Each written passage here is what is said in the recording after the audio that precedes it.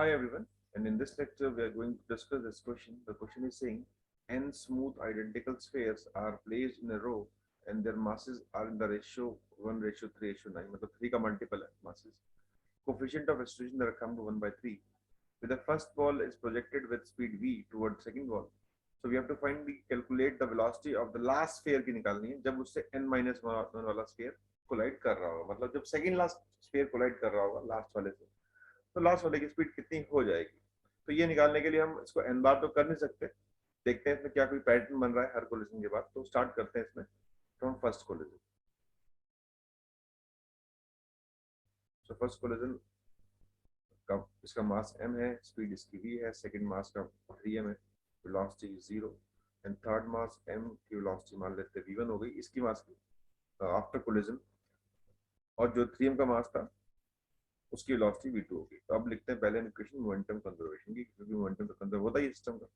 सो mv + 0 = mv1 + 3mv2. ये बाद की बात है, ये फाइनली है, ये इनिशियली है. तो इससे मिलेगा हमको v1 + 3v2 = v. पहली इक्वेशन.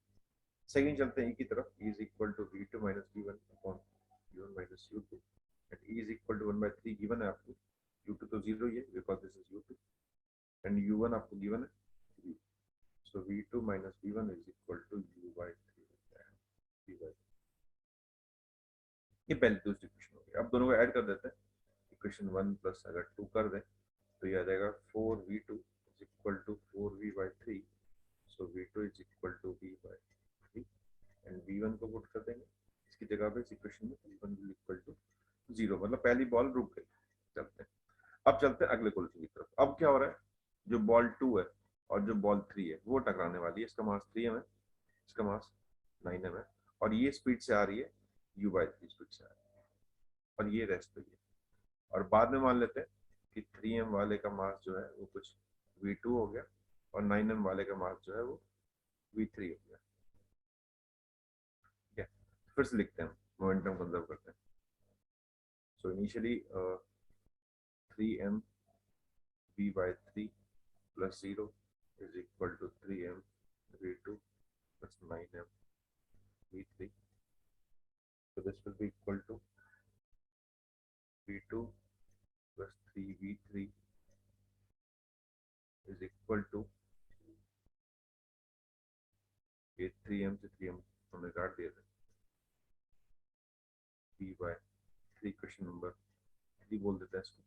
और एक चलते हैं e की तरफ. तो e की बनेगी वही v3 - v2 अपॉन नीचे था v/3 - 0 = 1/3. सो v3 - v2 = v/9. ऐड कर लेते हैं दोनों को, 3 + 4 को. सो ये मिलेगा हमको 4v3 = 4v/9. सो v3 = v/9. तो अगली बॉल की स्पीड जो है वो v/9 हो गई. तो मतलब जब पहले ने टकराया दूसरे से तो दूसरे की स्पीड v/3 हो गई.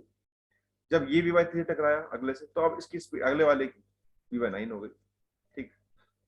और v2 वाले की जो देख सकते हैं v2 वाले की 0 हो गई. तो हर बार कोलिजन के बाद जो पहले वाला है वो रुकता जा रहा है और अगले वाले की स्पीड v/3 फिर v/9. तो सिमिलरली अगली बार v/27 आ सकती है. तो हम बोल सकते हैं ऐसे पैटर्न से कि ये तीसरी बॉल थी ना. तो अब वो चेक करें ऑप्शंस में. सो अगर देखें ये तीसरी बॉल थी थर्ड बॉल की कोलिजन की, तो v/3 की पावर में अगर देखें ऑप्शन में तो वो कुछ 2 हो रही है ना. तो थर्ड के लिए हम बोल सकते हैं कि फर्स्ट के लिए बोल सकते हैं कि v जो सेकंड बॉल की है वो v3 की पावर 1 हो रही है.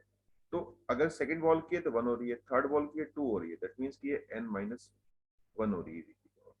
इसको हम जनरलाइज भी कर सकते हैं कि अगले की 27 हो जाएगी, फिर 31 हो जाएगी, 81 हो जाएगी. तो ऐसे हम आपको कर सकते हैं. इतना करने की जरूरत नहीं है, सिर्फ हमने 2 केस लिया जनरलाइज कर दिया. So that's it for this. Thanks for